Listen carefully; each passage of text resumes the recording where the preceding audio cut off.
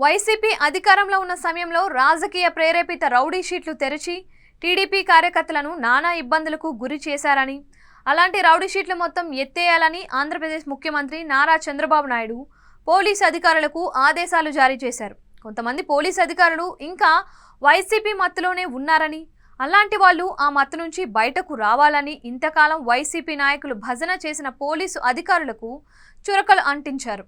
కుప్పం పర్యటనకు వచ్చిన సీఎం చంద్రబాబు నాయుడు ఆ పర్యటన విజయవంతంగా ముగించుకొని వెళ్లారు. అంతకుముందు కుప్పం నియోజకవర్గంలోని గుడుపల్లె మండలంలోని నలగంపల్లె డిగ్రీ కాలేజ్లో అధికారుల సమావేశం నిర్వహించిన సీఎం చంద్రబాబు నాయుడు కొంతమంది పోలీసు అధికారులకు జలకిచ్చారు. 2019కు ముందు తన మీద ఎలాంటి కేసులు లేవని, తరువాత వైసీపీ అధికారంలోకి వచ్చిన తరువాత తన మీద 22 కేసులు పెట్టారని, మాజీ సీఎం హోదాలో ఉన్న తన మీద ఏకంగా 2 హత్యాయత్నం కేసులు పెట్టారని సీఎం చంద్రబాబు నాయుడు విచారణ వ్యక్తం చేశారు.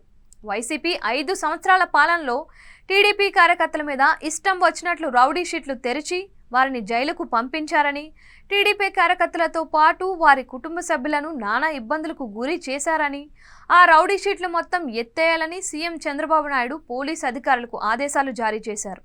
నిజమైన రౌడీ షీటర్ల విషయంలో పోలీసులు కఠినంగా వ్యవహరించాలని సీఎం చంద్రబాబు నాయుడు పోలీసులకు సూచించారు. ఇక ముందు రాష్ట్రంలో రాజకీయ ప్రేరేపిత కేసులు పెట్టకూడదని, రాజకీయ నాయకులు చెప్పినట్లుగా తల ఊపుతూ అమాయకుల మీద కేసులు పెట్టకూడదని, అలా చేస్తే వైసీపీ పాలనకు మా పాలనకు తేడా ఉండదు అని చంద్రబాబు నాయుడు అన్నారు.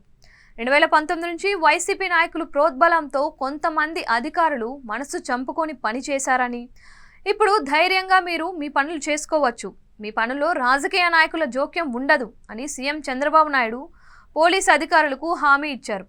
అంతకుముందు కుప్పం ఆర్ఎండ్బి గెస్ట్ హౌస్లో చంద్రబాబు మాట్లాడారు.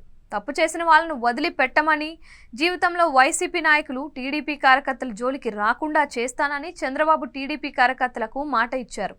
అండగా ఉంటానని, ఇక ముందు రౌడీయిజం చేయాలని చూస్తే వైసీపీ నాయకులకు తగిన బుద్ధి చెబుతామని, టీడీపీ కార్యకర్తల జోలికి వస్తే చట్టపరంగా చర్యలు తీసుకుంటామని సీఎం చంద్రబాబు నాయుడు వైసీపీ నాయకులను హెచ్చరించారు.